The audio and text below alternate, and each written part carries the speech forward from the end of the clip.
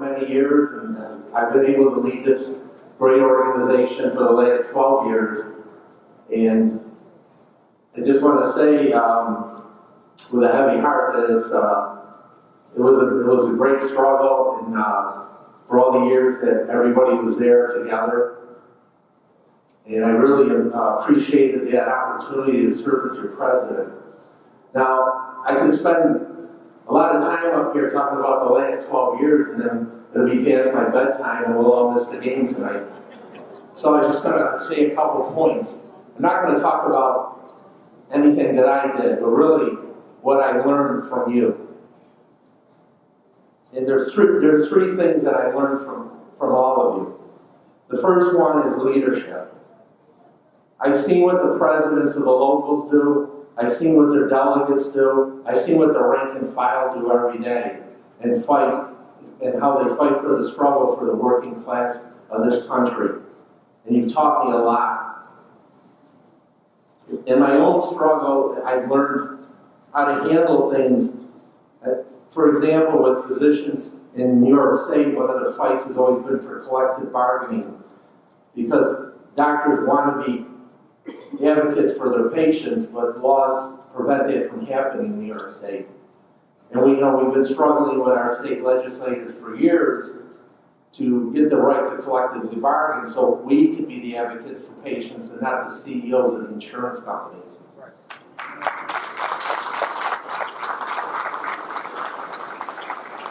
No, we've asked that New York State join other states like Texas and Illinois and New Jersey and Alaska that give doctors that right to be advocates for patients. And we hope that with new leadership in Albany that we can get that accomplished. Unfortunately, if you ever read Wallet Hub that does surveys for different occupations, unfortunately New York State still ranks at the bottom of places where physicians should practice, which is very discouraging for our medical students, including the ones we educate right here in Syracuse, that we pay our tax dollars to educate doctors and then they leave here and they go to other states. And, it's always disheartening for me when I talk to medical students, because I serve as a clinical professor at Upstate, and to talk to students and for them to say to me, well, I'm going to Texas. And I say, why Texas? Well, Texas has got better weather, lower taxes, tort reform, and they have collective bargaining. Doctors there can be advocates for their patients, unlike in New York State. We see what New York doctors have to put up with. So again, I always appreciate the support of all the locals on this struggle, because it does hit every one of you and it hits all your membership. The only other thing that's always been a pet peeve of mine has been the opioid epidemic. We have a lot of people in our community that need our help, and sometimes government gets in the way. From a historical perspective, after World War I, tens of thousands of soldiers came back from Europe addicted to morphine. And the federal government started programs and clinics to treat them.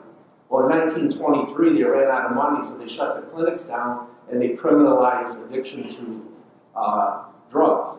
So they went from being treated as patients to be treated as criminals. And that didn't stop until the 1970s. One of the treatments, of course, is for the prescription of Suboxone. In order for physicians in this state to treat people, they have to pay a fee to be able to prescribe it, and then they're restricted by the number of patients they can prescribe it to. If you go to countries like France, any doctor, including an OBGYN or plastic surgeon, can prescribe it. Their opioid rates are way down compared to the United States. So again, I call upon our state legislators and our federal legislators to try and correct this. And I think it's time that we do that. Thank you. Besides leadership, another thing I learned from everybody here is caring and compassion. We all fight for social and economic justice. And I think that's a big part of what defines the labor movement today. And I think it's a key part of that. And I remember as a child going to my first labor council meeting. I was probably like 4 years old, and I remember being a smoke-filled room and people speaking up, and I learned my first swear words there. And I remember my dad holding my hand when I went, and of course there were a couple ladies in the back that would give you candy. And there wasn't many women in those days, and there weren't many people of color. It was mostly just white men smoking cigars and cigarettes. But one of the funny things was, I remember when I went to school, and the teacher said to us, we looked at the 4 freedoms. If anybody remembers Franklin Roosevelt, the 4 freedoms, if you ever go to the UN, you can see that depicted there, that Norman Rockwell painted. And one of the 4 freedoms is the freedom of speech. And if you look at the picture, it shows a man, probably a farmer, standing up in a town hall meeting and speaking his mind. Well, when I saw that picture, I said to the teacher, "Oh, that's a union meeting. There's somebody there that's speaking mind. Where'd you get that idea from?" He says, "Well, I personally saw it. Didn't know any better. I just assumed that was one of the 4 freedoms, was a union member speaking up at a meeting." So I learned a lot about that. I learned a lot about caring and compassion from you over the last 12 years. And I think the last thing I'll just mention that I learned is love. Now, we all call ourselves brothers and sisters because we truly are brothers and sisters. We are a family. And sometimes we become a very close-knit family, and sometimes we fight like a family. And there's a lot of inner fighting and squabbles. But that's okay, because in the end, I think in the end, we all work for one goal. We're a very diverse group. We come from different backgrounds, different ideologies. But when the time comes, we all work together. And I think that's something that everybody here should be congratulated for.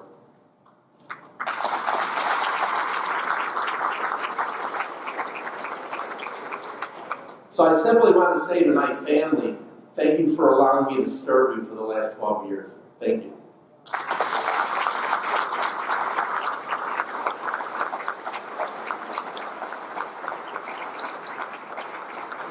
Now I just want to mention, we did get a letter from our Governor, Andrew Cuomo, congratulating us on our dinner tonight. And I'm going to introduce our Emcee tonight, the great Judge Cecile, who's entertained us before in the past. And I just want to say one thing about the judge. He's a great sport. And people know that when we interview candidates for office at the Labor Council, one of the things we cannot do, we cannot ask judges, what would you do in the situation? Because, judges can't do that.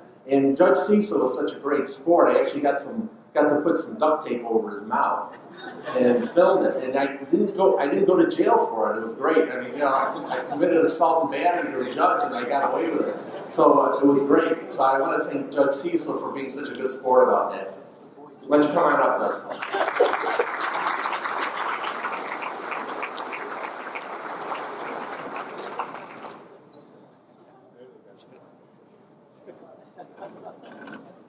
The only time I hear the great Judge Cecile is when people are referring to my wife.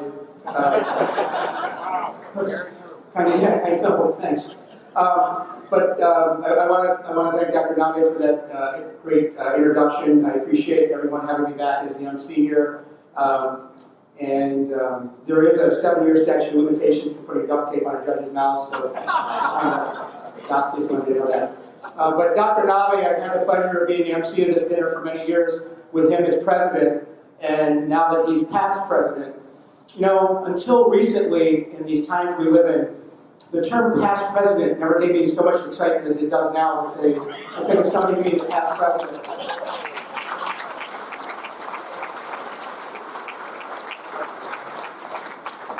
We can hope. In any event, I want to welcome everybody here. As Dr. Nave said, we're going to give out some awards later after dinner. I'm very excited that we have our Comptroller, New York State Comptroller here, Tom DiNapoli.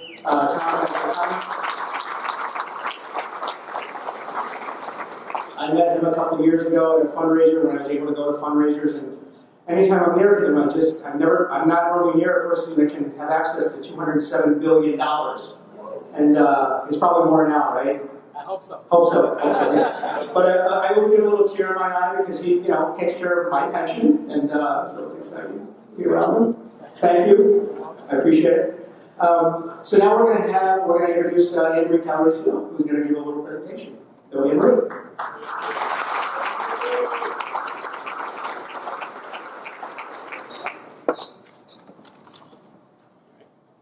These steps, right? First, I'd like to welcome everybody. Thank you all for coming. on behalf of my members who will have been preparing and working all day to make sure this is a good event. And some of them are there. Thank you.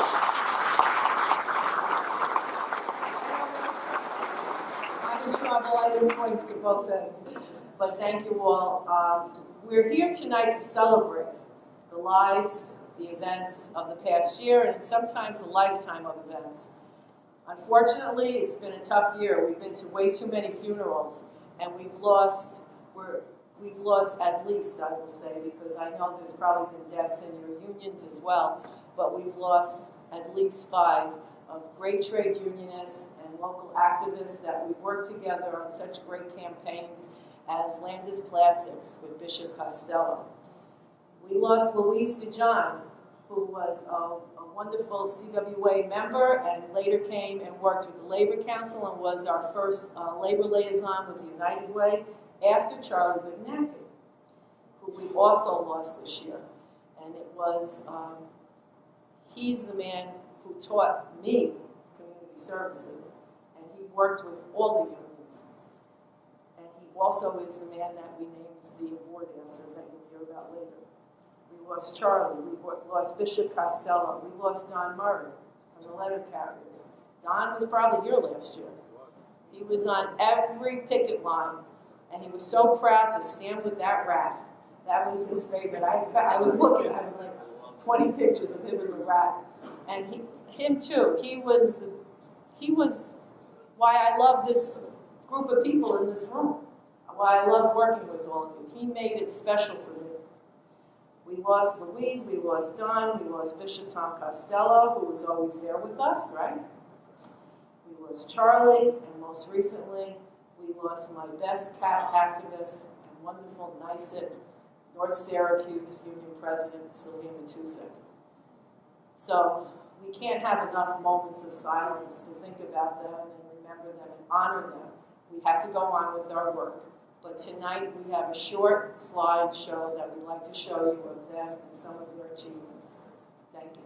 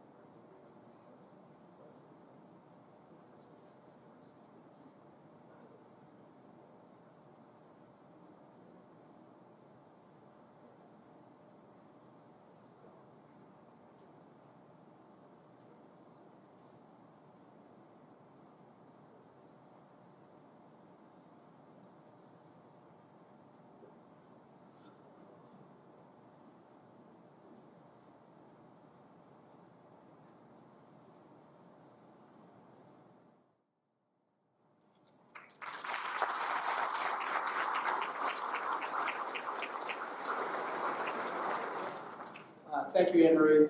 One of the things that I wanted to mention as well, we have some rules tonight. Ever since the labor dinner with Dave Scalise and Ralph Like, I mean, they gave great speeches. They were about an hour and 10 minutes each. But we do have the gavel. If there's a problem, we got the gavel back. So, you know, I got my eye on this, Scalise. Yeah. We just bought your remote car starter. Yeah. Thank you. So now we're gonna keep talking. Everybody comes through City Court sooner or later.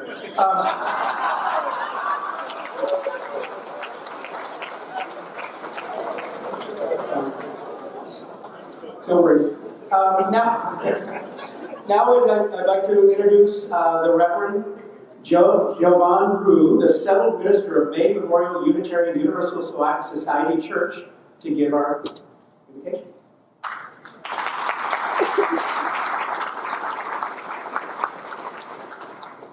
Thank you. I'm honored to have been invited to share a prayer with you this evening. Please join me in the spirit of prayer or meditation. Spirit of life and love, God and goddesses of all names, and yet no name at all. We give thanks for this Greater Syracuse Labor Council, all the leaders present, those who prepared our food so carefully, for the laborers who picked and harvested and planted our food, both documented and undocumented. We give thanks for being together, and most importantly, we give thanks for the opportunity to do the work of justice, equity, equality, and compassion for all those who are marginalized in our society.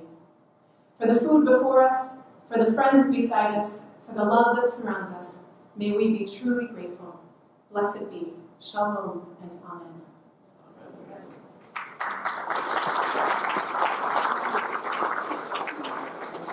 Thank you. Okay, so we're going to have dinner now. The staff is actually going to come around the tables and tell you when you can go up to the buffet, and then we will be back after dinner. Thanks.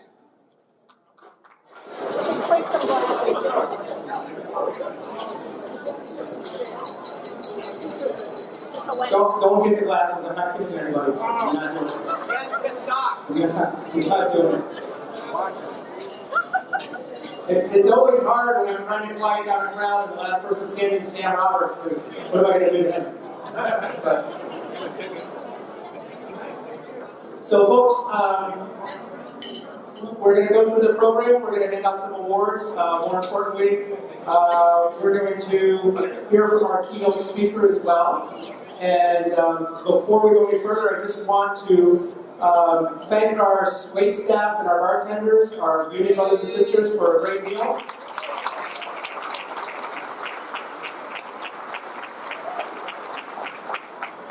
And I'm going to have Dr. Nave come on up, and he's going to introduce our keynote speaker. Dr. Nave.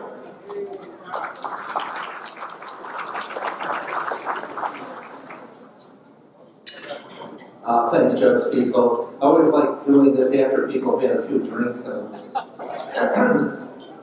Before I get started, I just want to say just one thing. For those of you that don't know, our new president, Mark Spadafore, he had a chance to leave this week.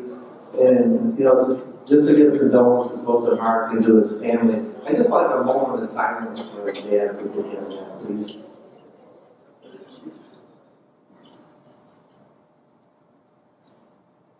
Thank you. Thanks, Doc. You're welcome, Mark. One thing I loved about Mark, when he was elected yesterday, he took over the meeting, he asked everybody, how do you feel? Because we said, wow, I'm enthusiastic, I'm excited, this is great. And then he got to me, and all I said was, geez, I'm relieved. So anyways, I'd like to introduce our keynote speaker tonight. And I'm sure everybody's already had their picture taken with him. If you haven't, meet me afterwards. Give me a few bucks and I'll make sure it gets done. Just going to mention Tom DiNapoli. He's really labor's friend. He's been everybody's friend. I can't think of a more likable person that I've ever met. He is a lifelong Long Islander. Was raised in a union household. And in 1972, Tom won his first election at the age of 18. And he was the first in New York State to hold public office at such a young age. I mean, that's a great accomplishment. I think I remember I was 18 in 1973 when I got the vote. They just changed the law. And he was made a trustee of the Mineola Board of Education. He attended Hofstra University, earning a bachelor's degree in history, and graduated magna cum laude in 1976.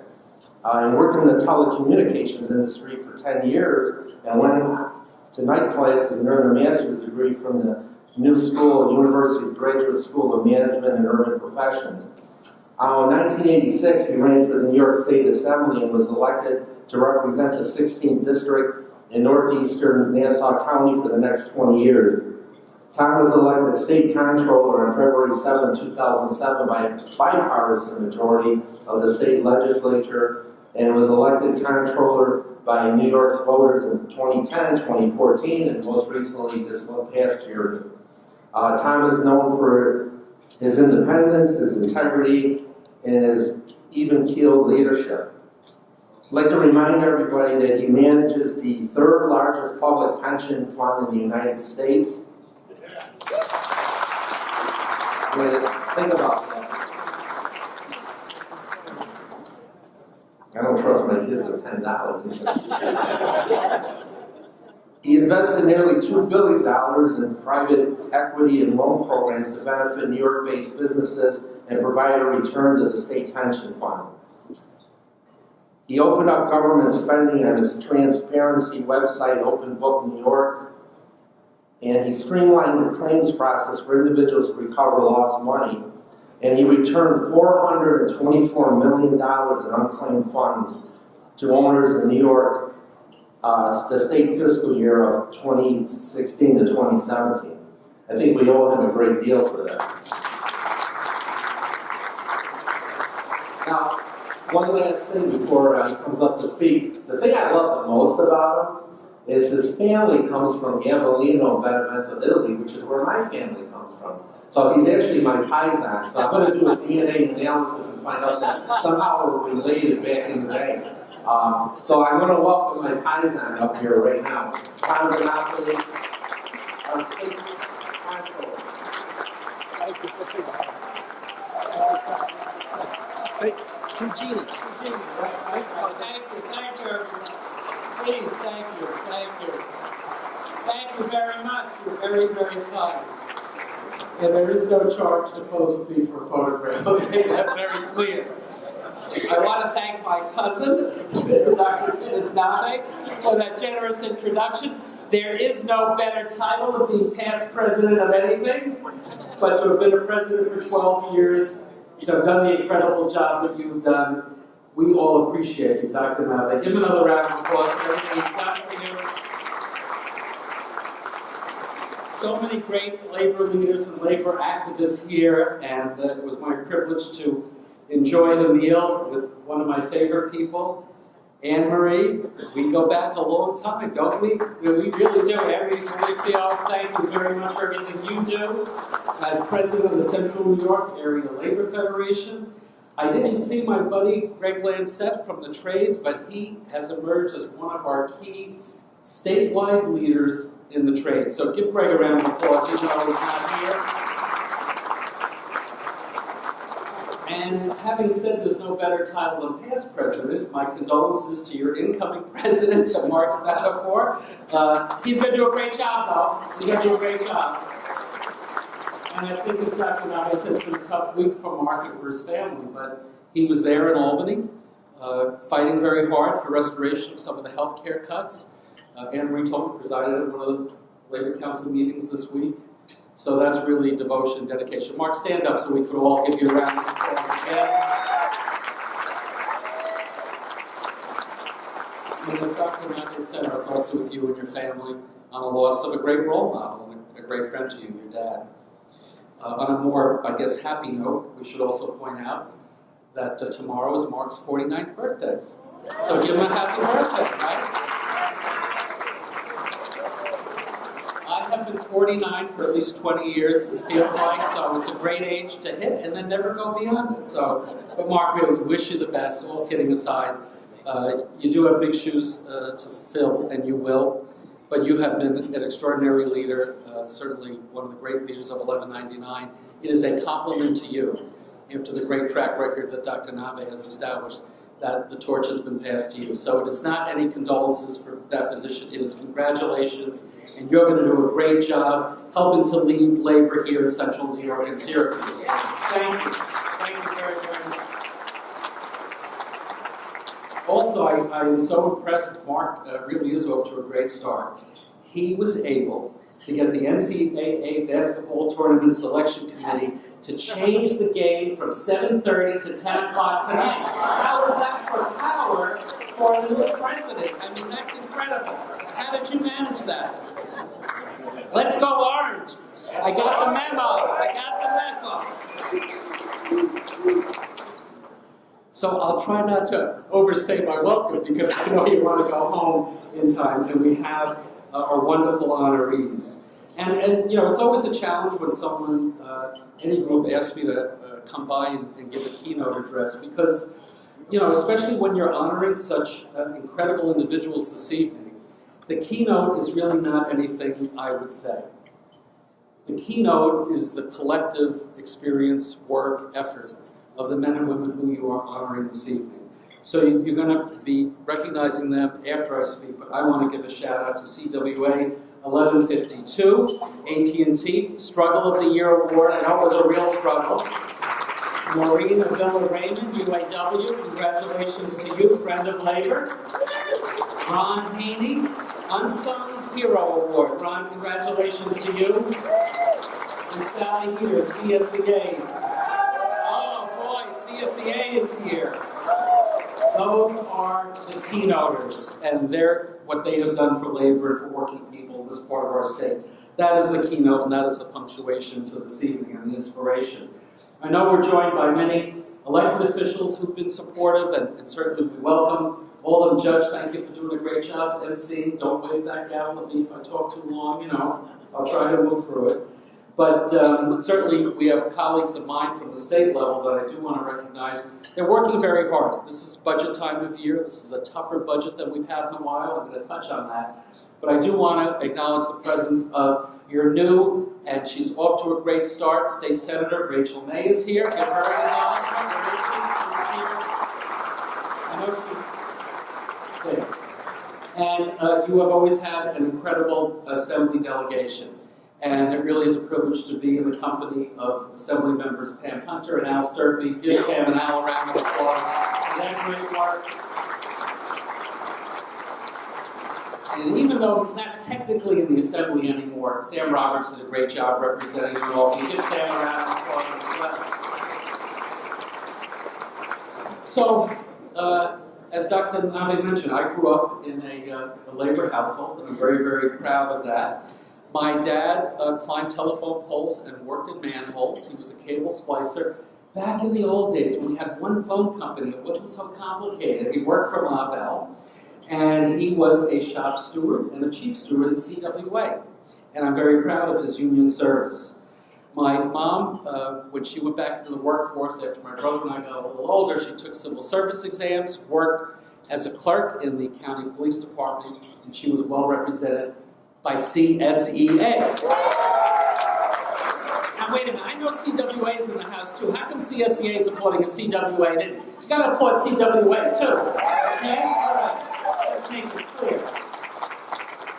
But, you know, for me, growing up in a union household, a private sector union in one case, public sector in the other, I certainly saw the difference it made when you had parents who were well represented by their unions. And for my family, I don't have any special story, nothing extraordinary about the story of Tom DiNapoli, even though I did get my first election at age 18. That part's a little interesting little footnote for another time for me to tell you about that election. But my grandparents were the immigrants, probably the same for many of you.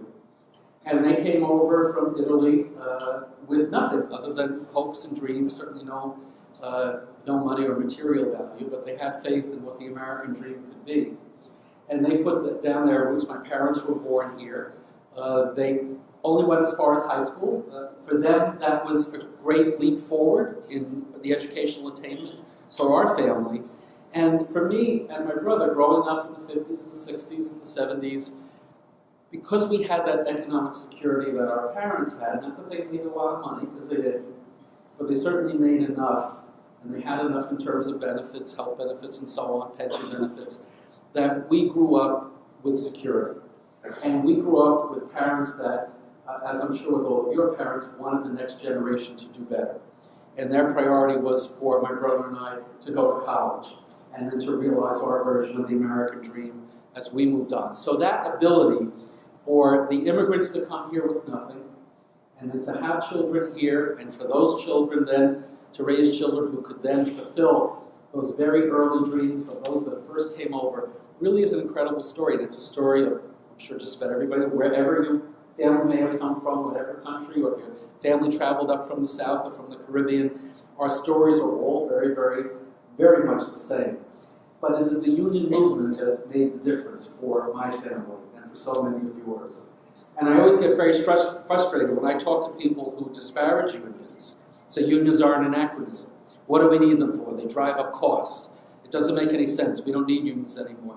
And sometimes when people say that, and very often, frankly, they're professional people, got a lot of degrees and some titles, And I'll say to them, so what did your parents do? Where did your grandparents come from?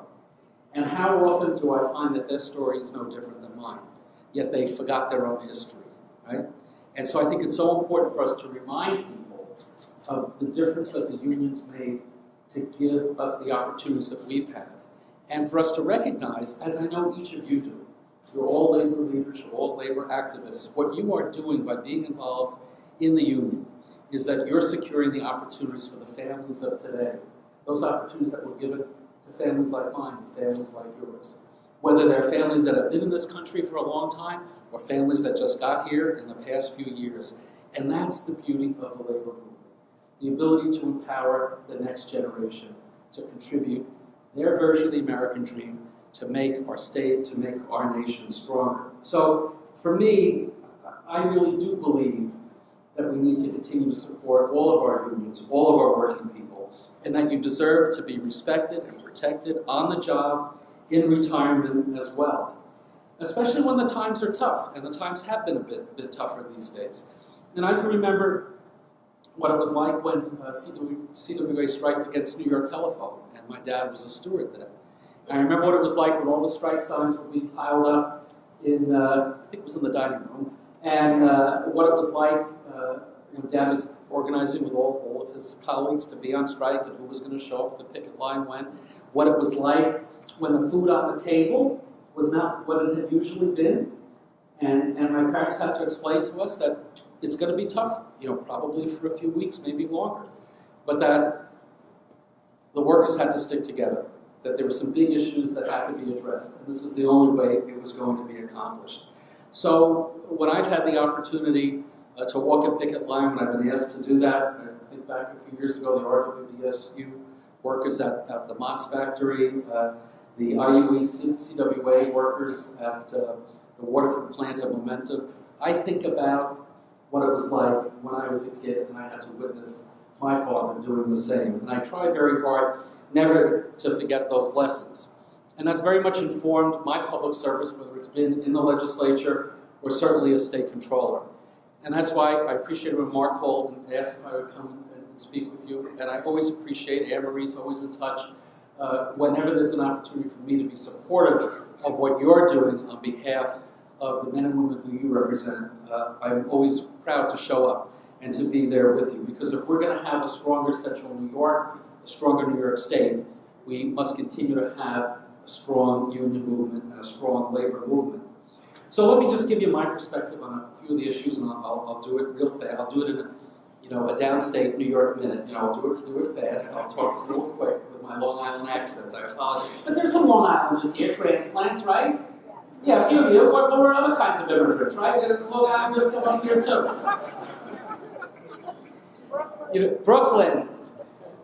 Our dream started in Brooklyn. That's where my grandparents first went before they went to Long Island. Bronx, okay. Bronx people moved to Westchester. Brooklyn people moved to Long Island. That still is the case. East New York, Alabama Avenue. That's where my great-grandmother, till the day she died, she would never leave Brooklyn. Anyway, we are making progress as a state. Certainly when we look at where our economy is at after the depths of the Great Recession, we see tremendous progress, and that's good news.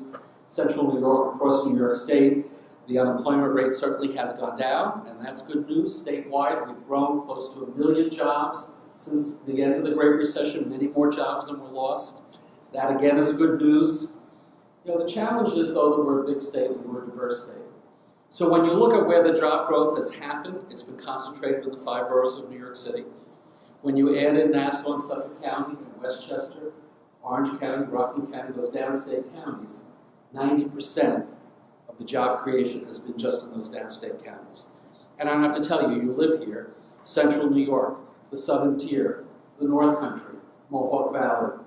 Those regions of the state have many communities that have fewer people working today than before the recession hit. There are some bright spots around the capital region. The Hudson Valley's been doing better in recent years. A lot of emphasis, as you know, on Buffalo and Western New York, and a lot of money put there.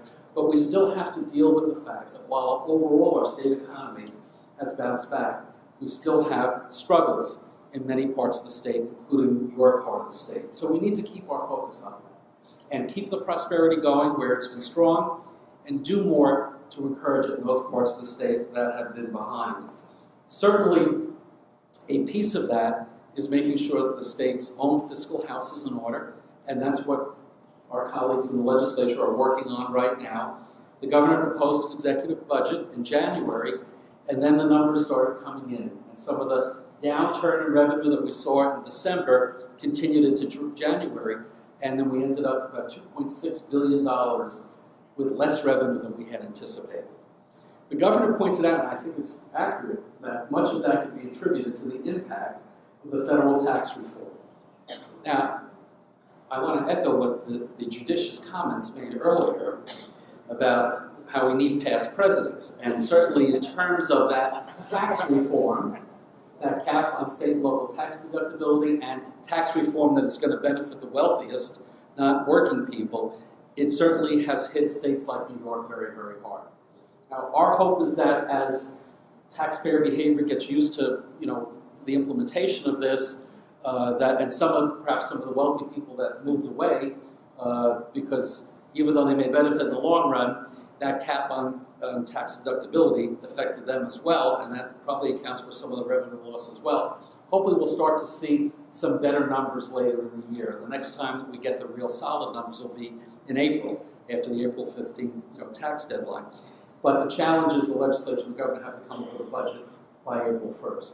So that's why the governor, and he did the right thing in the face of that revenue loss, had to redo his numbers. The problem and the challenge, though, is that to have a budget being balanced, he proposed a number of cuts that are of great concern, particularly with regard to health care. And that's the struggle that's going on right now. And each house of the legislature has passed their one house resolution. They have different strategies and approaches on how to deal with the issue. But I think one of the big focuses, well, really the two, education is always a focus, right?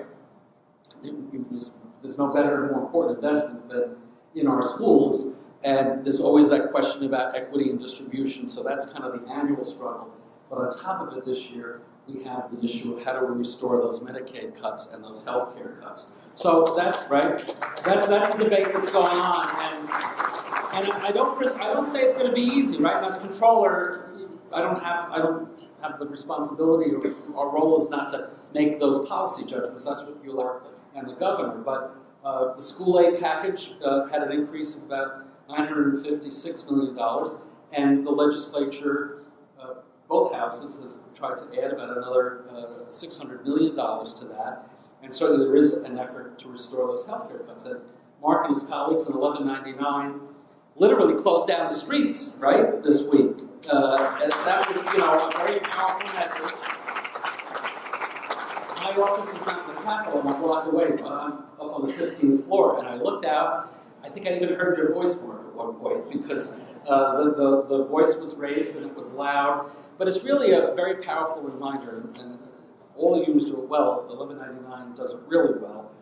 The difference it makes when you mobilize your colleagues, your members at a grassroots level. It's hard not to notice when you have that kind of outpouring of support and advocacy on behalf of an issue. It really is democracy in action. And labor at its core is a key part of what our democratic fabric is all about. So my suggestion to you is what you know already. The next 2 weeks are going to be key, really less than 2 weeks at this point, to closing down the budget to the extent that you have issues of concern in the budget, not just education and healthcare. I'm sure there are other issues that may be of concern. Now is the time to continue to speak with your legislators. You are lucky that you have a very talented and very responsible group of state legislators. But don't minimize the fact that they have a tough task this year. But you need to be engaged in that process.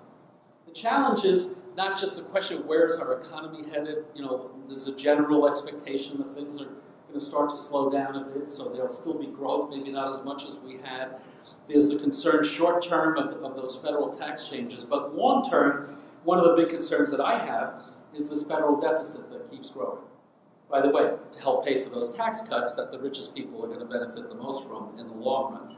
So it's very interesting how, the Republicans that always were the ones that said when the Democrats were around that we have to have balanced budgets and we spend too much money on programs, they're now putting us into the hole by hundreds of millions of dollars. And the increase over last year was $118 billion just in 1 year increase. Eventually, it's going to put real pressure in terms of federal spending, particularly on healthcare dollars. The reality is that New York has benefited mightily from the changes in healthcare during the Obama administration. Whatever you may have thought about at the time of Obamacare, the Affordable Care Act, the reality is people have come to realize what an incredible difference it made for people. And not just the ACA, but the Essential Plan, Child Health Plus, all those programs and the federal subsidies that came with it. We went from a state that had 10% of our population not having health care coverage to, within the last 10 years, that number was cut in half, only 5% now without health care coverage. And that kind of progress, we still need to deal with that other 5%, but that kind of progress is jeopardized if the Trump administration and the Senate can get away with what they've been proposing. And, you know, the federal budget that was just proposed is dead on arrival. Why? Because you made a difference and helped turn around the House of Representatives. Isn't it refreshing that we at least have one house in Washington that's willing to stand up for working people and to stay with labor?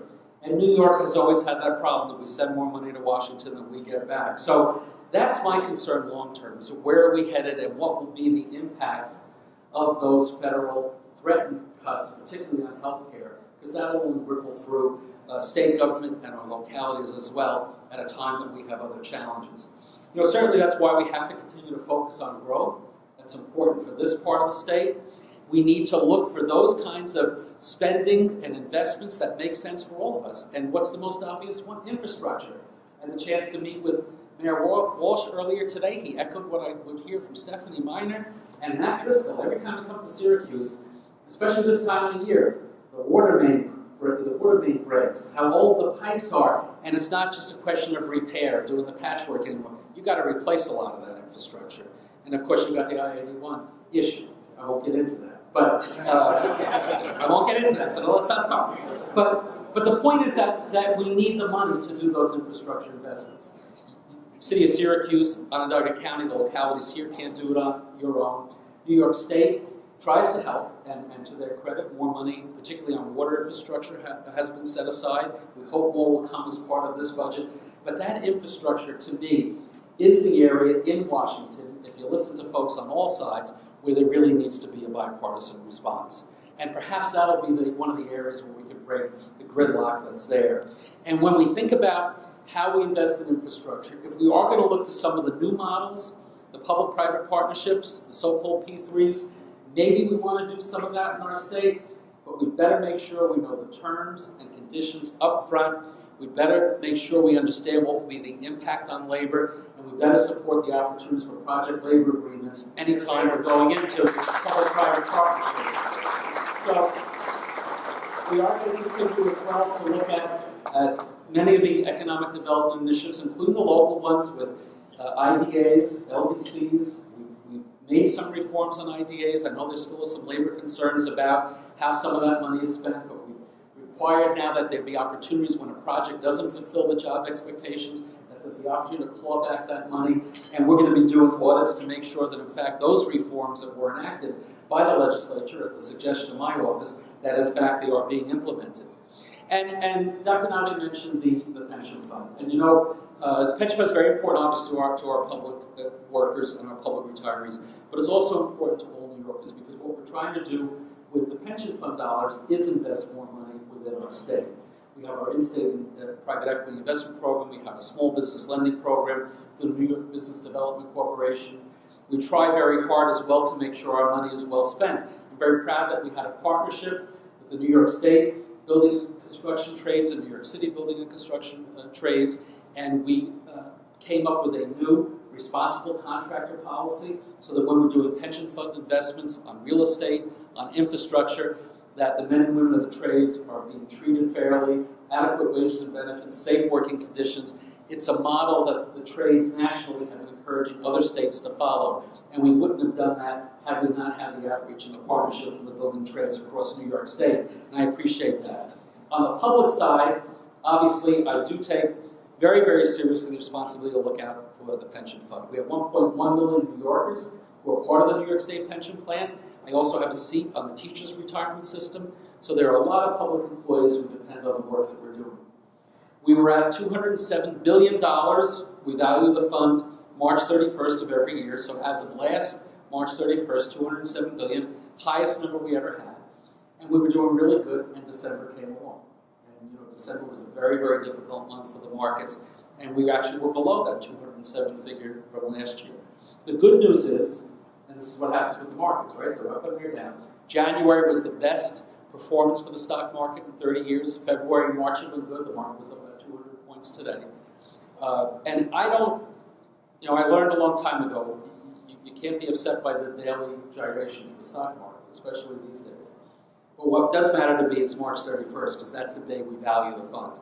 So my one request of you is promise me in the next week and a half, you're going to go to church or synagogue or mosque, wherever you go, light a candle, say a prayer, because I need March 31st to be a really good day.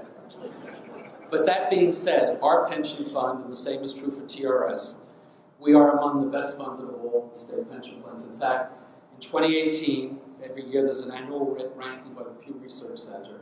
We are one of only 4 states that has a pension plan that's over 90% funded. And that's the key number. The key number is not how good we are, although it is impressive that we're the 3rd largest in the country, we're the largest in the world. The key number is how well funded are we. And that's where we stand out because of our prudent management of the fund. And so that retirement security, in fact, is there for our public workers. We don't have the issues of Jersey and Illinois and those other states where their poorly funded pensions bring down the finances for the entire state. It is why when anybody comes along and says our pension fund is not sustainable, I say, no, we've proven in fact that it is. And if anybody suggests that we should seriously consider moving off a defined benefit pension plan to a defined contribution plan, as has happened in too many of the private sector pension programs, I say, no way, not on my watch, as long as I'm controller, we're going to have a defined benefit pension plan for our public workers and our public retirees. And we're going to continue to look for those opportunities to invest in New York and be part of the growth. I will continue to stand with you, continue to stand with labor, and it is a time where we all need to stand up. We've gone through a tough time, maybe not so much in New York, where we are still a labor-friendly state. We have the highest percentage of unionized workforce of any state in the nation. But you saw other states that had been viewed as labor-friendly. In the Midwest, Wisconsin, Indiana, Midwest states. And boy, the implications of when they roll back the protections for collective bargaining and union membership and decrease, our friends from ASPE know the impact that it had there in Wisconsin. And then look at the political fallout and what happened then in 2016. You could tie it to that attack from the right to really try to neuter the unions, especially the public sector unions. So it has been a tough time. You look at the number of states that have moved to adopt right-to-work laws. It's a challenge. But I do think we need to have a sense of optimism. First of all, by living in the state that we live in, we have a different dynamic, and the public officials generally, even on a bipartisan basis, have been supportive. You look at the vote in Missouri when they passed the right-to-work law, and Missouri has a system where you can then put it before the voters, in a sense like a recall. And Missouri, not known as a super liberal state, the voters listened to the unions when the unions got organized, and they rejected the right-to-work law in Missouri. The unions did that. And what happened not too long ago when the Constitutional Convention was presented before New York voters? A threat to the pensions, you organized, over 80% of New Yorkers agreed with unions and voted no on the Constitutional Convention, right? And the Janus decision, that was going to be the silver bullet, going to really destroy the public sector unions and what's happening in New York. Many of the public sector unions, I'm sure many of my friends who are here, your union membership rolls are increasing, not decreasing, because you're reaching out and you're reminding your colleagues how important it is to support the union and make sure that the union has the resources to look out for the workers. It's what I said earlier and why I appreciate you as union leaders and union activists. You don't have to be active in the union. You could just be a member and not being involved, but instead you're stepping up to be leaders and to help your members understand what it is that they have to do, whether it's a picket line or writing to a legislator or a member of Congress. You are the ones who are protecting that legacy of the strong middle class that has made America the country that it is. And it's no surprise the middle class is threatened. That means America's future is threatened. That's because unions have been threatened in recent years. So we do have to stay strong. And as I said before, the work that you're doing is providing the opportunities for the families of today, just like your predecessors looked out for the opportunities for my family and for your families as well. So yes, there are challenges, and we do need to continue to collaborate, share ideas, particularly for Central New York. What is it that we need to do to work together to look for more of those smart and targeted investments to grow the economy here, preferably with union jobs wherever we can. And we must ensure that we don't let anybody get away with attacking unions or forgetting our history. And New York has an incredible history when it comes to unions. Go back to the landmark labor legislation that began after the Triangle Shirtwaist Factory. Let's not forget what happened then, and those women, largely immigrant women, who lost their lives and how it really woke up a nation. New York has always been a leader in this regard. And as I said earlier, I try hard not to forget my personal history, my family history. We all need to do more, frankly, to study labor history. That's another important role for me to play as labor leaders, right? And let me close out with a quote from Dr. Martin Luther King. Had so many great quotes, but one of the ones that I like to refer to when I'm talking to a labor group is when he said, "History is a great teacher." Now, everyone knows that the labor movement did not diminish the strength of the nation, but enlarged it. By raising the living standards of millions, labor miraculously created a market for industry and lifted the whole nation to undreamed levels of production. Those who attack labor forget these simple truths, but history remembers them. As the son of very proud working people, I will always remember that history. And it does come down to a very simple word, and that word is dignity. Dignity for working people on the job, dignity for working people in retirement. And that's a fight that is an ongoing one. It's an important struggle.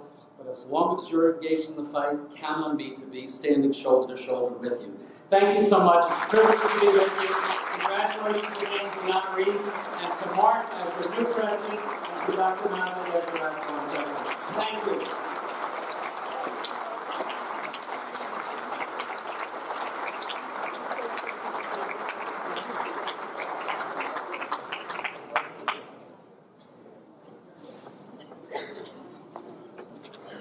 Thank you, Tom. That was a great speech. Gave us a lot of information, and we're proud to have you as our comptroller.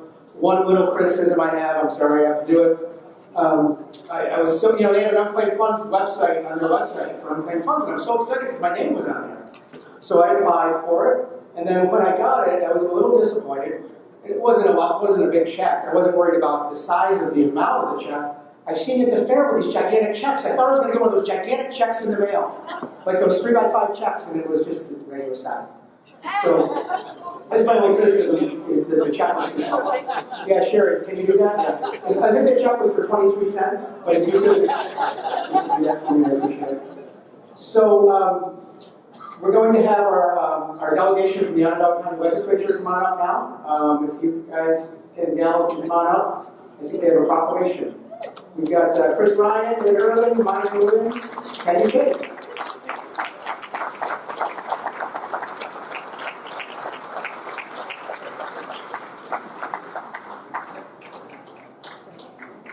Why is Peggy not sitting with you three? I don't know. Okay, you're not going to get into it? We don't know. That's how we do adopt the legislature. Don't start anything.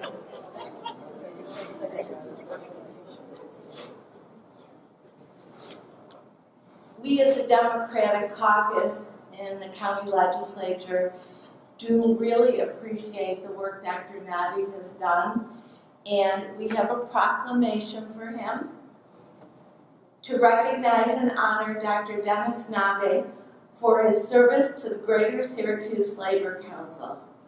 Whereas Dr. Dennis Nave of Jamesville, New York, has dedicated his life to the health and well-being of our community through medicine and advocacy, and whereas the lessons of his grandmother, a member of the Garment Workers Union, and his father, a member of the Bakery Workers Union at Millbrook Bakery, taught him the power of union solidarity. And whereas those lessons as a young man led Dr. Nave to form the Physician Teamsters Alliance, Local 1149, and whereas in his role as head of the alliance, he has fought to give private practice doctors the ability to organize under New York state law and fight to give physicians more influence over the insurance company and patient-centered medical care. And whereas in 2007, Dr. Nave's leadership and commitment to the labor movement led to his election as the president of the Greater Syracuse Labor Council, for which he has served with distinction. Whereas in 2019, Dr. Nave was elected the 187th president of the Onondaga County Medical Society. Now, therefore, it be resolved that Leader Linda Irvin, legislators Peggy Chase, Tom Buckle, Chris Ryan, Monica Williams, and all the members of the county legislature do hereby proudly recognize and congratulate Dr. Dennis Nave for all his efforts and accomplishments.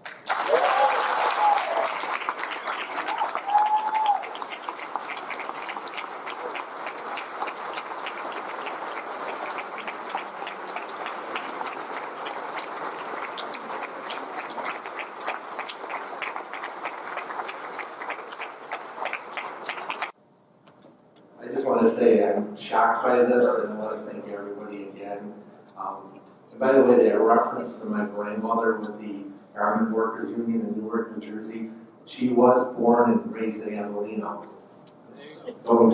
I think that some of that blood there, that bloodline with Tom DiNapoli there's something in there about this activism. There must be a connection. Somehow we both got inherited that lineage in some way. But yeah, she believed that for some reason women should get paid the same as men, and immigrant women, she was involved right after the Triangle Shirtwaist Fire. If you remember history, that was mostly Eastern European Jewish women, that all the doorways were locked and they all died, and it's like nobody really cared because it was just labor and they could easily be replaced, and the value of life was minimal back then. And she was one of the ones that helped to change it. And I always remember her carrying that bag that said, "Look for the union label." And I grew up looking at that every day. And as far as my dad working in a factory, I worked alongside him for 5 years. I've got the scars of being a machinist. I know what it's like. But I knew medical school was my way out. And one of the things I did learn from unions, too, to a point that Tom DiNapoli said, is that in some ways, unions are their own worst enemies, because our ability to succeed actually hurts us, because as to Tom's point, I worked in a factory, but I wanted to get out of there, and my union job allowed me to make enough money to go to college, go to medical school, and go on. And everybody that was on the line always said, you don't want to work here. This is hard work. I would work the night shift for an extra 25 cents an hour, and you work, you work overtime or whatever to get time and a half. But it was just the point was that all the guys said, you don't want to be here. You got to do something better with your life. But it was the unions that started all that, and we can never, never, never forget that. That is so important to our society today, and we must never forget that and understand that, and never forget our roots.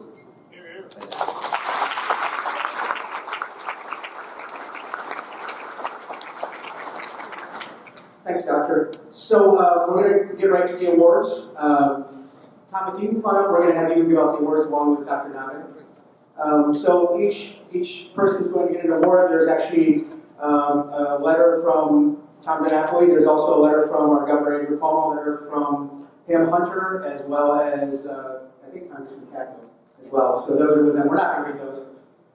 You want me to read? No, we're not. You can read what's right. We're trying to hurry up because we don't want any more RC players to get banned from the tournament before we get out of it. What? I'm not happy about it. You know what happened, don't you? Well, you know the backstory. The backstory is Marty Masterpole. Okay. Marty's running for, what are you running for this year, Marty?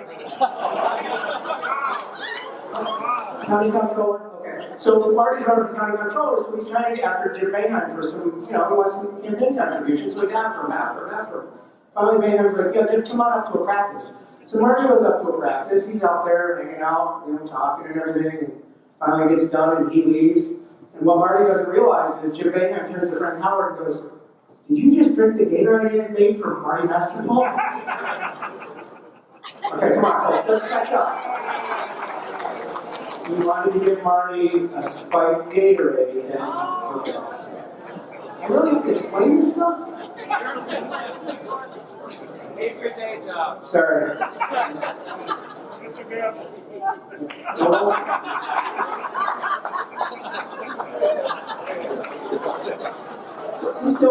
He's still riding high because he got more votes than the governor.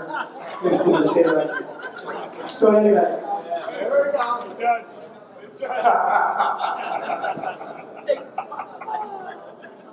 So the first award is for the Struggle of the Year award. It goes to CWA Local 1152. A lot of you already know this probably, but the collective bargaining agreement between AT&T and the Communication Workers of America expired in 2018. The negotiations were stymied by the company's threats to workers' job security, the elimination of almost one-half of the national workforce by 2021. The union filed an unfair labor practice charges against AT&T for bad faith bargaining by bypassing the union and exercised its right to strike. 6 months later, AT&T announced it would close the Syracuse call center and relocate the work to Jacksonville, Florida. The affected 150 workers were given just 2 weeks to decide to uproot their families, move thousands of miles away, or stay in Syracuse without a job. CWA has maintained that the Florida Center lacks the capacity to handle the work for which Syracuse employees were specifically trained. The loss to the Syracuse metro area is estimated at $10 million. CWA Local 1152 has represented workers in the Syracuse area for over 50 years, fighting for secure jobs, human rights, job safety, and much more.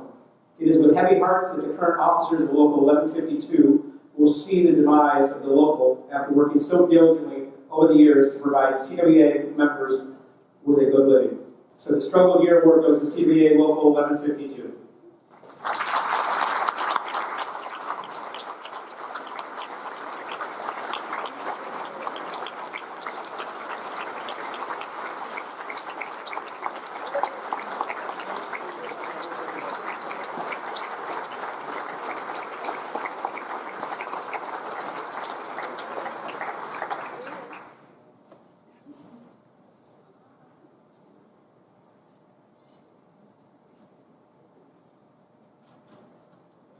This is not the reward I wanted.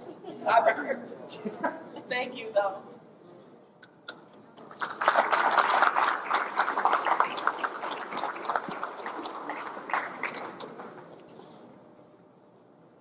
The next award is the Activist of the Year award, and it goes to Maureen Avila-Raymond from the UAW Local 624.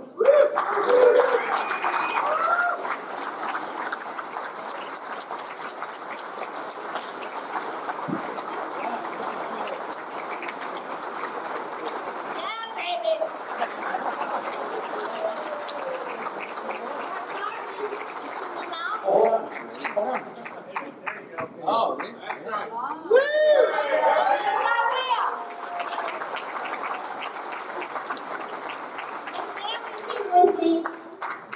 I'm honored that my family came with me. Thank you. Thank you. Yes, it's a real award. Stop. I got a thing.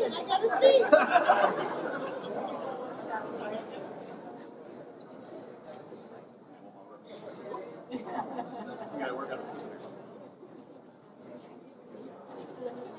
You can stop.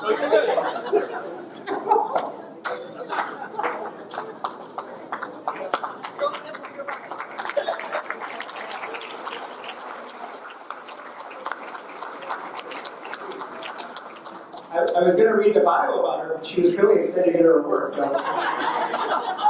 you can read her bio in the program. And probably have a picture taken with her award if you want to. The one thing that John O'Hara wanted me to point out, you wanted me to make.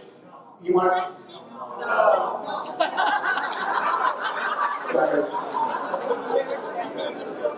I'm still just a little burdened on the got my Frank Howard joke, so now we're not going to do that. But John O'Hara wanted me to make sure that you had the wheel over your head because he said it's such a big wheel for such a small petite woman. So that's why he wanted you to have the wheel over your head. I want to get a picture with that, so that's great. Our next award is our Unsung Hero Award. Ron, stay in your seat. Let me read this, okay? It goes to Ron Haney from Roofers Local 195. Ron Haney is the retired business manager of Roofers Local 195. He's the past president of the Oswego Labor Council and secretary of the Syracuse Building and Construction Trades Council, where he represented building trades workers on the picket line and in the offices of many elected officials. He has been a constant presence at the Labor Day Parade, the St. Patrick's Day Parade, and the Workers' Memorial Day Breakfast. Ron has been a committed and loyal union member. He is responsible for OSHA's crackdown on unsafe roofing projects to ensure safe and secure work environments. The union sportsmen have benefited from Ron's membership. He coordinated the rebuilding of President Millard Fillmore's cabin at Fillmore Park in Moravia. His expertise guaranteed the job was done efficiently and correctly.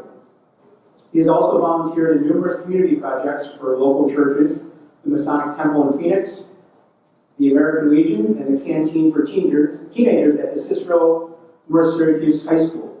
His efforts helped to paint a favorable view of union members throughout Central New York. Ron Haney is truly an unsung hero of the labor movement. He's the kind of union member we should all strive to be. Ron, come on up.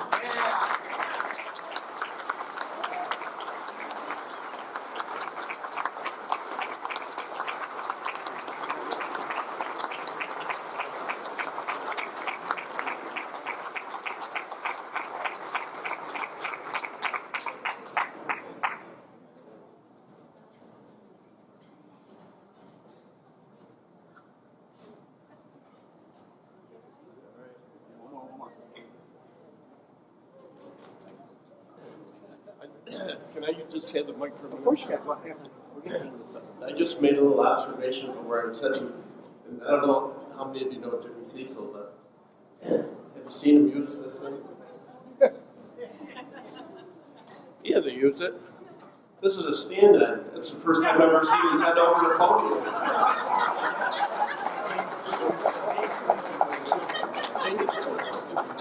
Very good. Thank you.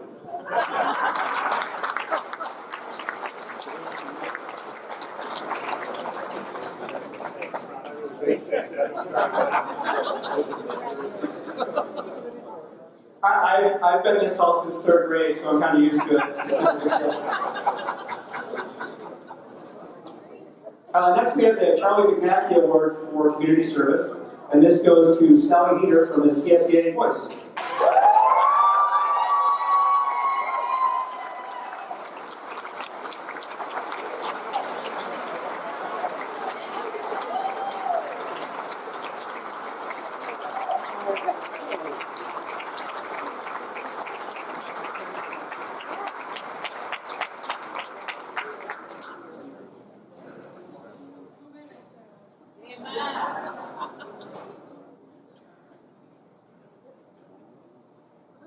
One after me.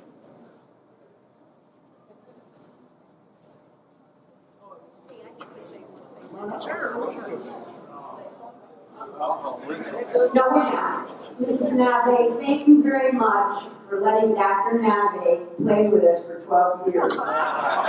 He's been a great motivator, and he's brought us up. And it doesn't seem like 12 years, but whoever thought the position would be the head of a labor union? Thank you.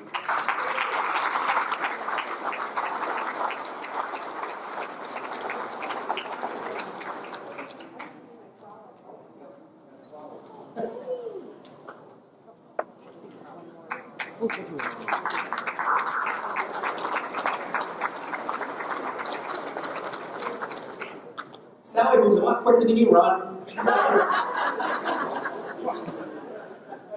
So again, Sally came on out before we could read her biography, but I want you to make sure you read it in the program. The other thing I want to point out is please look through the program. You've got a lot of advertisers in here who put ads in the program, so you can look through it.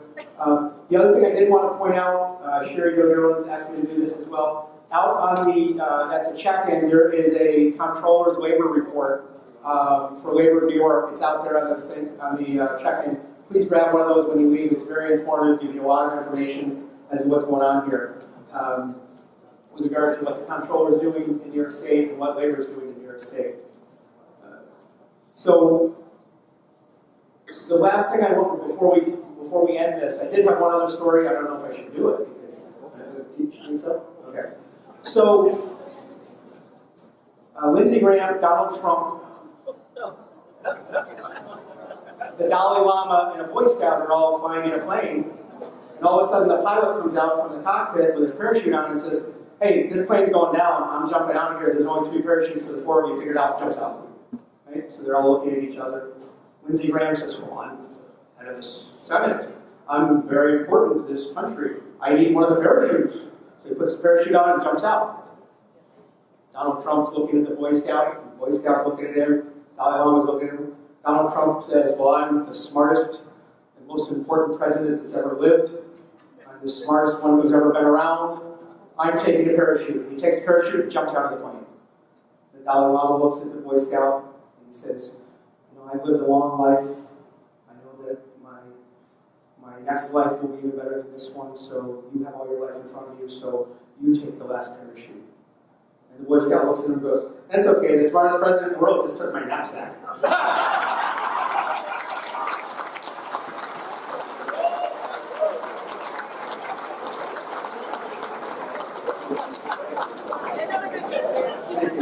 trying to redeem myself whenever possible. So the one thing that we want to do is we're going to bring up our new president, Mark Spadafore.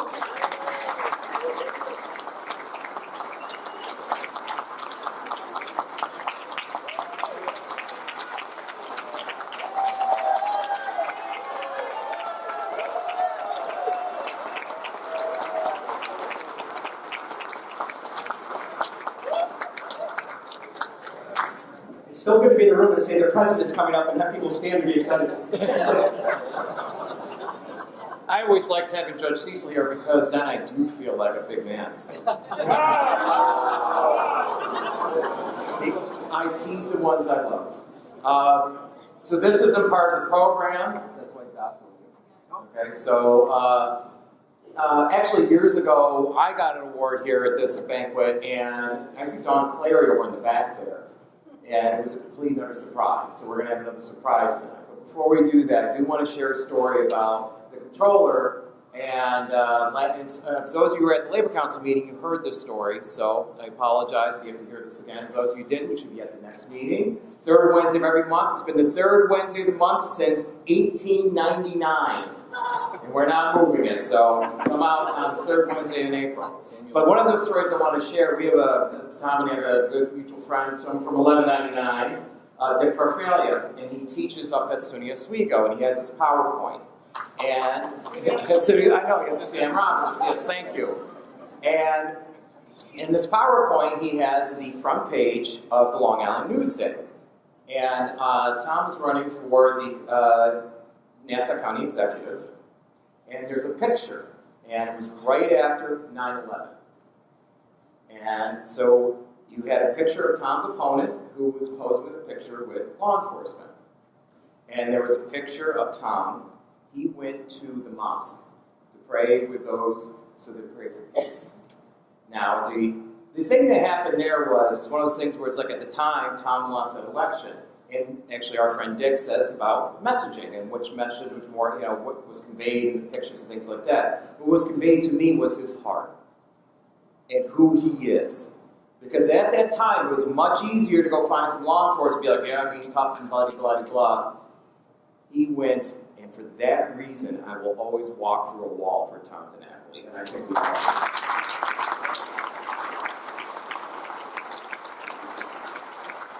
leading us into our last award for tonight, we have someone, again, that you really wouldn't expect. Like Sally said it very well, that we would have a physician that's a head of a union. And of course, my joke always with Dr. Nave was he was a Teamster physician, which means that if the Teamsters broke your legs on the picket line, he'd be the one to fix it right afterwards. And so tonight we have the Bernie DeJoseph Legend Award. For those of you who didn't know Bernie would, yes, some people remember Bernie.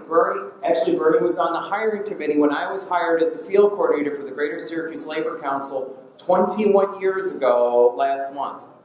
And I stand on those shoulders. You were saying before about labor history. I stand on the shoulders of people like Bernie, and those who aren't here in the room, Bill Towsley, and Tony Nesci, and all those folks that are no longer with us, but that I learned so much from. And when I first met Doc, when I got the call that he actually wanted to meet me here for coffee, and he had him and another doctor, and they were saying that, yeah, they wanted to organize. And then I said, well, why don't you come to the Labor Council meetings? And then he comes up at the Labor Council meetings, I don't know if you remember this, and he was saying that, look, if you're in negotiations, why not have me at the table? I know exactly what the insurance company's going to be charging you. So all of a sudden, everyone's like, I got to meet this guy. And because of that service and that justice and that heart that brought him forward, it's a lot like what Tom DiNapoli did, going to the mosque instead of going there. This man has an incredible heart. I'm really proud that I'm going to be following him as president of the Labor Council. And so tonight, Doc, we're going to present you with Bernie DeJoseph Legend.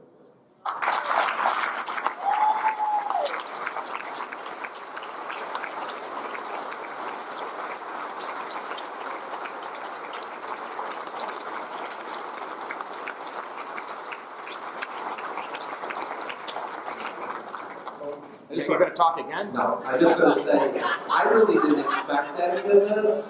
I do want to say happy birthday to Mark, because my birthday's the next day, and I really wish I was turning 49. So we are turning this over to a younger generation, I want to assure you. And I've just been full of surprises tonight. My daughter flew in from New York City, and I didn't know that Wendy was behind it all.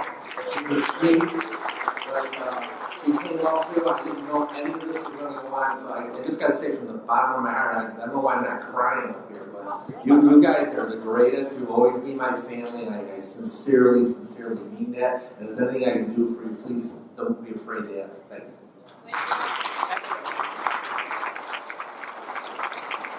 Also, you know that we have a citation from Assemblywoman Pamela Hunter, congratulating you on your career. Yeah, where's this Pamela? Where is she? Okay, so she had to leave, but she wanted to make sure you got that. I'd be remiss too if I didn't mention my table mates over here, because I have Sister Monica and Sister Pat from St. Lucy's Church, representing Bishop Costello. And let me say this, Bishop Costello married me, and I didn't marry a Catholic. So, you know, he presided at, well, yes, he didn't marry me literally. That would have been something. That would have been something. And for those of you that, if you want to see Sister Monica and Sister Pat, go to St. Lucy's. For those Catholics out there, you want to have what a Catholic Mass should be, you should go to St. Louis's. Am I right? And then also Louise and John's family, her sister and her niece. And last year I was the pallbearer at her funeral, and I'll tell you something, there was no greater honor. Louise, she was Union through and through. The thing that reminds me about Louise is one time we were on the phone with, where's Nancy from the United Way? She's in the back. Let me tell you something. She cursed out your predecessor, Frank Lazarski, on the phone because he didn't do something the right way. Louise was tough, and I hope that I could be just as tough as Louise man. So thank you very much. All right, we done? Oh no, we got to do the 50-50. Oh, we got to bring it back up? Okay. Comptroller, we need to bring it back up. Oh yes, you do. Okay. Oh, just as a reminder, if you want pictures with Tom DiNapoli, just bring up the cash, we'll get it done. And if you got a parking ticket that needs fixing, I know just the man that'll take care of it for you.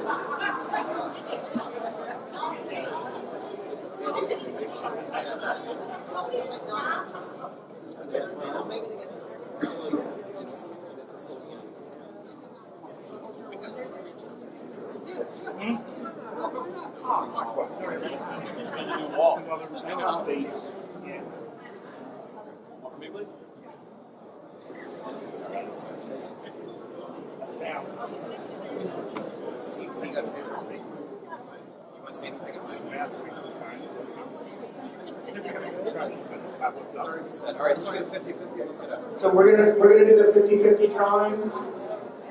How much is it for? It's for $207 billion. Wow, that was good. It's not an election year, Tom. Don't worry. 375 is the take home. So it's for $375. Pretty good. Proceeds go to the food banks. Yep. And the money's going to the food bank. And then the other 50 cents going to the food bank in Central New York. So thank you for your generosity. So, Okay. And the ticket is 298827.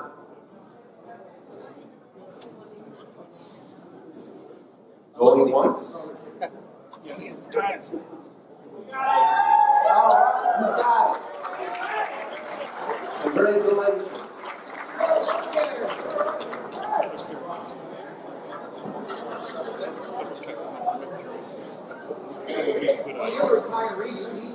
Yeah, absolutely. Apologize to the people that I promised were winners. 47 people.